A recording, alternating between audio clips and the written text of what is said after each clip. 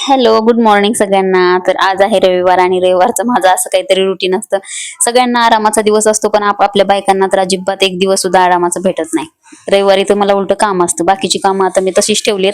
वरती सगळं टेरिस साफ करावं म्हणलं. मग त्यानंतर आहे ना, पाणी इथं नळ चालू ठेवला. त्याच्यानंतर त्यांची युनिफॉर्म, इशू बेबीचा, त्यांचा, शिरू बेबीचा, तिघांची पण युनिफॉर्म भिजायला घातले आणि मस्त असं साईडला ठेवून दिले. त्यानंतर गोधडी वगैरे धुवायची होती, गोधडी भिजायला घातली, चटई वगैरे बसायची ते पण.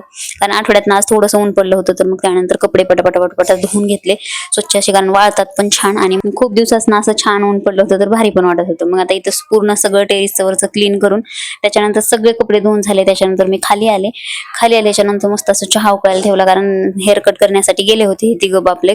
आणि त्यानंतर मग चहा उकळायला ठेवला आणि थोडीशी भूक लागली असतील मुलांना, त्यामुळे मग त्यांना दिला चहा बिस्किट. आणि इकडे चहा उकळते तोपर्यंत माझा म्हणलं चला टाइमपास करण्यापेक्षा आपण मस्त असं सजूया छान बिस्किट वगैरे. तर मग तिथे ताटात एकदम सर्व करायला ठेवलंय छान असं प्लेट. आणि चला म्हणलं छान असं खायला पण मस्त लागेल आणि सगळ्यांना घ्यायला पण छान, त्यामुळे ते केलं. त्यानंतर मस्त असा बसून निवांत असा चहा वगैरे पिला. आणि मस्त अशी सकाळी सकाळी आहे ना, मी थोडंसं ग्लासभर गरम पाणी पिते, म्हणजे नॉर्मल कोमट पाणी, त्याच्याने पण फ्रेश वाटतं. त्याच्यानंतर असं थोडासा चहा घेतला. इशू बेबीला म्हटलं की मी वरचं साफ केलं, तर तिला बघायचं होतं. मग वरती नेलं, तिला दाखवलं, तर ती बघितली.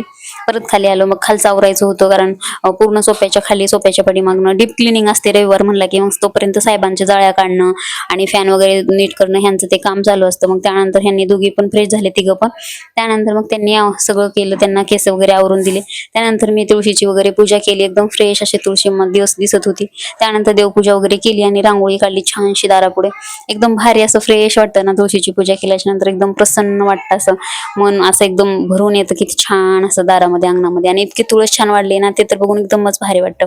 त्याच्यानंतर पोहे बनवले आणि नाश्त्याला दही, पोहे, सोनपापडी थोडीशी दिली आणि खायला बसलो आम्ही. ते खाऊन झाल्याच्या नंतर मग परत क्लिअर झालं होतं, ते तुम्हाला दाखवणार आहे. किती छान फ्रेश असं क्लीन झालेलं आहे. चला भेटू नेक्स्ट ब्लॉग.